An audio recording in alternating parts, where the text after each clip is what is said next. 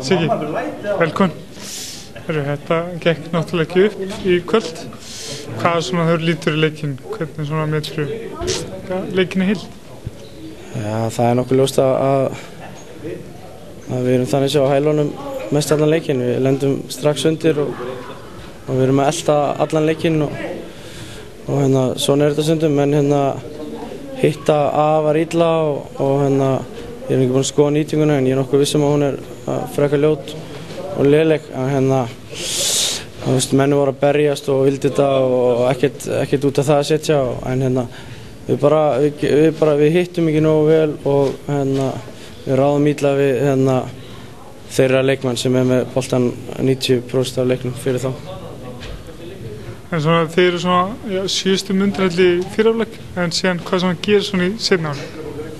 Já, það alltaf talað náttúrulega að koma brjálæðir í byrjun seinni hálfleikar og byrjun seinni hálfleiks, en þeir detta strax bara í 2-3 staði og ná muninu strax upp og við einhvern veginn við náum smá skriðið á þá aftur en við náum ekki að brúa það bil aftur, við varum bara klaufalegir og brugðumst ekki rétt við og okkar helstu skorar eiga ekki góðan leik og það bara ansi dýrt og þetta náttúrulega bara blóðugt að ná ekki fram betri leik fyrir framan flotta áhorfendur og það enn blóður að ná ekki fram betri leik fyrir okkur sjálfa.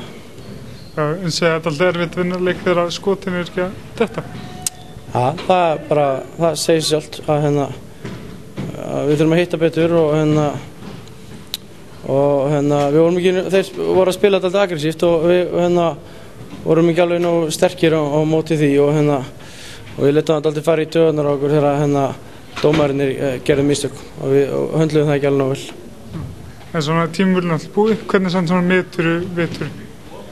Já, ég sagði við sögum strákarinn í klefa að á sama tími fyrra þá vorum við nýbúin að sleppa við fall úr þessari deild með held ég bara einhverjum með fleiri stig skoruð en næstalið fyrir neðanleikur, þannig að við náttúrulega byggjum klárlega þessu, þetta miklu betra árangur heldur en fyrra, enda með miklu betra lið, en hvað gerir maður þegar maður tapar? Maður fer bara að æfa meira og skítur meira og liftir meira og við notum sumar í það og komum aftur næsta vetur og gerum aðra allu þessu. Siggi, velkomin. Takk. Já, takk. Sætið sigri á þínum mönnum í kvöld. Heldur betur stórkostlegur sigur og gegn jafn erfiðum andstæðingum eins og Þór, þá þetta alveg bara fáránlegt að við skulum ná svona leik á enn einu sinni í höllinni. Það er bara alveg stórbrotið og líka með hver andstæðingurinn þá þetta enn stærra fyrir okkur. Þið svo voru alltaf skrifunum undan, en hvað sagðirðu við strákana í seinni hálfleik? Það var svo sem ekki til seinni hálfleik, það var eiginlega bara gameplanin hvernig við byrjuðum leikinn. Við ætluðum að eftir annan leikinn, það var bara gameplanin, ef þetta fær í 8 leik, sagði við einmitt við byggjumst 8 leik og svo var raunin og við ætlum að pressa stíft, rúlla á bekknum og bara nýta breiddina og við gerðum það og það var eiginlega bara það sem skópaði sigur, það var liðsheildin og við höfum sagt það í allan vetur að við værum með rosalega góð Íslendinga. Þeir hafa kannski ekki fengið að njóta sín eða fengið kannski sanngjarna meðferð, alltaf verið að tala um Philip Perry og Calvin, þeir beru þetta þungan sóknarlega, en við erum bara með alveg rosalega flotta íslenskan kjarna sem alveg tilbúin að leyfa þeim að skína svolítið og gera skítverkin og nú skiluðu þeir sín í sókninni og þá var þetta bara auðvelt.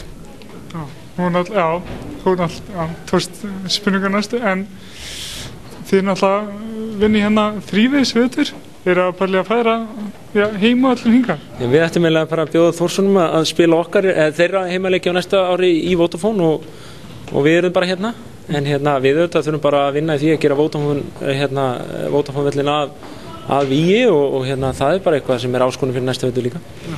Þetta eitthvað 7. sinn sem reynið að komast upp. Hvernig svona tilfinning loksins að ná þessum árangri? Það auðvitað spennufall, en auðvitað fyrir stráka eins og Hörð Hreiðars og Alexander Dungal sem búin að vera í þessu ár eftir ár að vitanlega eftir kannski leikinn sem að Þór vann, þá hafa þeir kannski hugsað enn eitt árið sem að við föllum þennan fátækrarþröskuld.